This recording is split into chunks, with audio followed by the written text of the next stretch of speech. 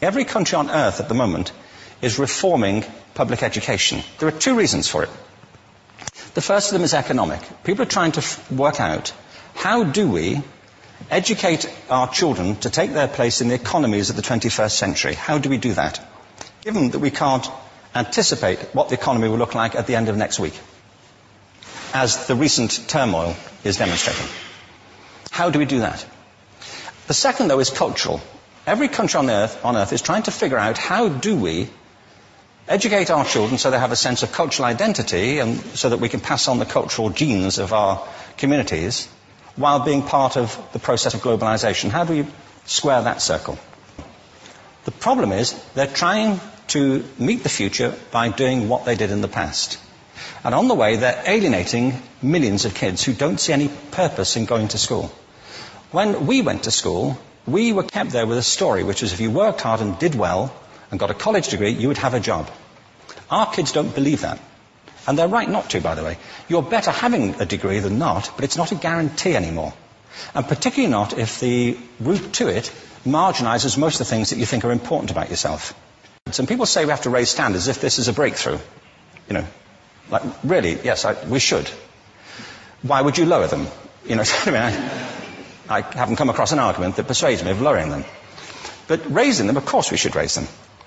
The problem is that the current system of education was designed and conceived and structured for a different age. It was conceived in the intellectual culture of the Enlightenment and in the economic circumstances of the Industrial Revolution. Before the middle of the 19th century, there were no systems of public education. Not really. I mean, you could get educated by Jesuits, you know, if you had the money. But public education, paid for from taxation, compulsory to everybody and free at the point of delivery, that was a revolutionary idea. And many people objected to it. They said it's not possible for many street kids, working class children, to benefit from public education. They're incapable of learning to read and write, and why are we spending time on this? So there's also built into it a whole series of assumptions about social structure and capacity. It was driven by an economic imperative of the time, but running right through it was an intellectual model of the mind, which was essentially the Enlightenment view of intelligence. That real intelligence consists in the capacity for a certain type of deductive reasoning and a knowledge of the classics originally, what we come to think of as academic ability. And this is deep in the gene pool of public education, that there are really two types of people, academic and non-academic, smart people and non-smart people. And the consequence of that is that many brilliant people think they're not, because they've been judged against this particular view of the mind. So we have twin pillars, economic and intellectual. And my view is that this model has caused chaos in many people's lives. It's been great for some. There have been people who have benefited wonderfully from it. But most people have not. Instead, they suffer this. This is the modern epidemic, and it's as misplaced and it's as fictitious. This is the plague of ADHD. Now, this is a map of the incidence of ADHD in America, or prescriptions for ADHD. Don't mistake me here. I don't mean to say there is no such thing as attention deficit disorder. I'm not qualified to say if there is such a thing. I know that a great majority of psychologists and paediatricians think there is such a thing. But it's still a matter of debate. What I do know for a fact is it's not an epidemic. These kids are being medicated as routinely as we had our tonsils taken out. And on the same whimsical basis, and for the same reason, medical fashion. Our children are living in the most intensely stimulating period in the history of the earth. They're being besieged with information and calls for their attention from every platform, computers, from iPhones, from advertising hoardings, from hundreds of television channels. And we're penalizing them now for getting distracted. From what? You know, boring stuff. At school, for the most part. It seems to me it's not a coincidence totally that the incidence of ADHD has risen in parallel with the growth of standardized testing. Now, these kids are being given Ritalin and Adderall and all manner of things, often quite dangerous drugs, to get them focused and calm them down. But according to this, attention deficit disorder increases as you travel east across the country. People start losing interest in Oklahoma.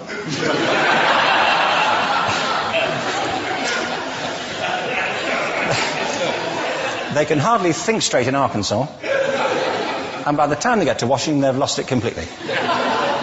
And there are separate reasons for that, I believe. It's a fictitious epidemic.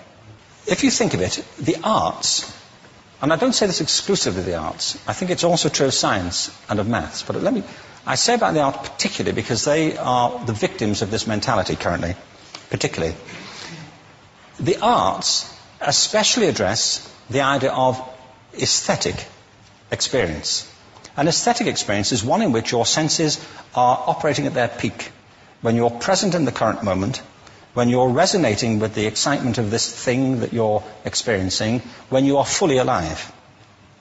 An anesthetic is when you shut your senses off and deaden yourself to what's happening. And a lot of these drugs are that. We're getting our children through education by anesthetizing them. And I think we should be doing the exact opposite. We shouldn't be putting them asleep. We should be waking them up to what they have inside of themselves. But the model we have is this. I believe we have a system of education that is modeled on the interests of industrialism and in the image of it. I'll give you a couple of examples. Schools are still pretty much organized on factory lines, ringing bells, separate facilities, specialized into separate subjects. We still educate children by batches. We put them through the system by age group. Why do we do that? Why is there this assumption that the most important thing kids have in common is how old they are? It's like the most important thing about them is their date of manufacture. You know what I mean? Well, I know kids who are much better than other kids at the same age in different disciplines, or at different times of the day, or better in smaller groups than in large groups, or sometimes they want to be on their own. If you're interested in the model of learning, you don't start from this production line mentality. It's essentially about conformity, and increasingly it's about that as you look at the growth of standardized testing and standardized curricula. And it's about standardization. I believe we've got to go in the exact opposite direction. That's what I mean about changing the paradigm. There was a great study done recently of divergent thinking. Published a couple of years ago. Divergent thinking isn't the same thing as creativity. I define creativity as the process of having original ideas that have value.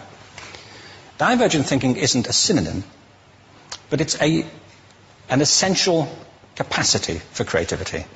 It's the ability to see lots of possible answers to a question, lots of possible ways of interpreting a question, to think what Edward de Bono would probably call laterally, to think not just in linear or convergent ways, to see multiple answers, not one. So, there are tests for this. One kind of cod example would be, people might be asked to say, how many uses can you think of for a paperclip? One of those routine questions. Most people might come up with 10 or 15. People who are good at this might come up with 200. And they do that by saying, well, could the paperclip be 200 foot tall and be made out of foam rubber? Does it have to be a paperclip as we know it, Jim? Now, there are tests for this, and they gave them to 1,500 people. This is in a book called Breakpoint and Beyond.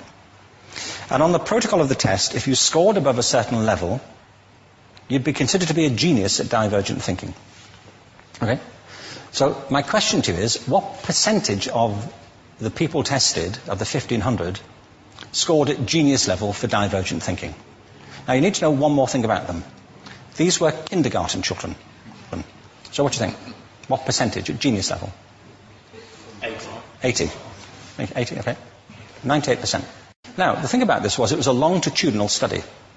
So they retested the same children 5 years later, ages of 8 to 10. What do you think? 50? They retested them again 5 years later, ages 13 to 15. You can see a trend here, can't you? Now, this tells an interesting story, because you could have imagined it going the other way, couldn't you? You start off not being very good, but you get better as you get older.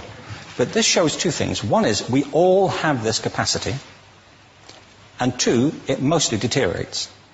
Now, a lot of things have happened to these kids as they've grown up. A lot. But one of the most important things that happened to them, I'm convinced, is that by now they've become educated. They've spent 10 years at school being told there's one answer, it's at the back. And don't look. And don't copy, because that's cheating. I mean, outside schools, that's called collaboration, but inside schools. Now, this isn't because teachers want it this way, it's just because it happens that way. It's because it's in the gene pool of education. We have to think differently about human capacity. We have to get over this old conception of academic, non-academic, abstract, theoretical, vocational, and see it for what it is, a myth. Secondly, we have to recognize that most great learning happens in groups, that collaboration is the stuff of growth. If we atomize people and separate them and judge them separately, we form a kind of disjunction between them and their natural learning environment. And thirdly, it's crucially about the culture of our institutions, the habits of the institution and the habitats that they occupy.